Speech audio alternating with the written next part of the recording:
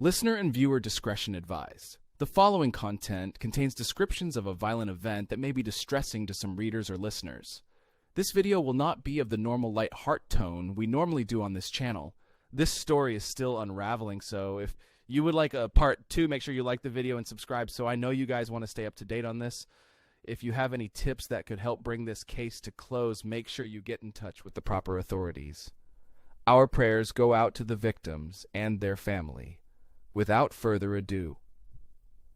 In a chilling incident that left the state of Maine in shock, a manhunt was launched on Thursday for Robert Card, a U.S. Army reservist and certified firearms instructor who is believed to have killed 18 people and wounded 13 in a mass shooting spree. The rampage occurred at a bowling alley and a bar in Lewiston, Maine, leading to an atmosphere of dread as residents scrambled for safety and hid in fear. The devastating event took place at Schemengees Bar and Grille and Sparetime Recreation, a bowling alley situated about 4 miles away from the bar. As the tragic news spread, establishments such as schools, doctors' offices, and grocery stores closed, even in cities located as far as 50 miles from Lewiston. In a compassionate gesture, President Joe Biden ordered all U.S. flags to fly at half-staff.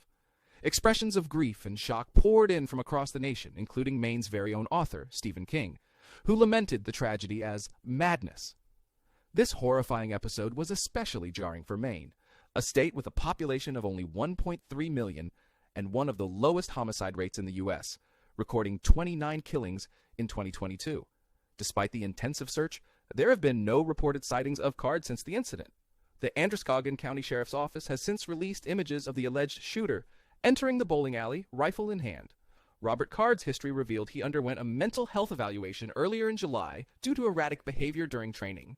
Public records listed a telephone number for Card, which is currently not in service. Maine Governor Janet Mills expressed her resolve, stating the administration will ensure that whoever is behind this heinous act is brought to justice. We are not, and we will not, rest in this endeavor, she emphatically declared. The authorities have already issued 8 murder warrants for the 40-year-old Card.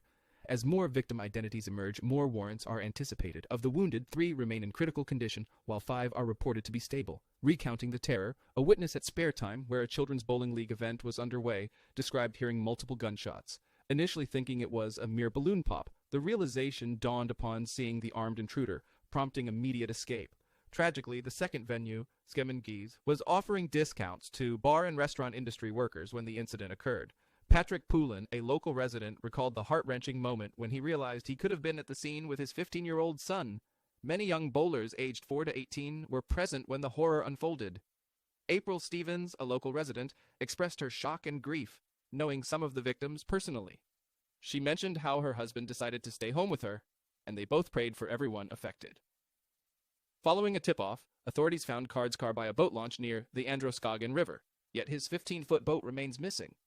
This discovery led to an expanded search involving the Coast Guard along the Kennebec River. However, there's no concrete evidence indicating Card's escape using his boat. The escalating situation prompted the Canada Border Services Agency to alert its officers stationed at the Canada-U.S. border about the potential threat. Further reports suggest Card previously exhibited signs of mental distress, claiming to hear voices and expressing intentions to commit violent acts. These claims led to his commitment to a mental health facility during the summer. As Lewiston grapples with this massive tragedy, schools in far-off locations like Kennebunk have closed their doors. Maine's largest city, Portland, also decided to shut down its public buildings. This incident marks the 36th mass killing in the U.S. this year. Maine, known for its strong gun rights, enacted a yellow flag law in 2019, allowing for mental evaluations before potentially confiscating weapons.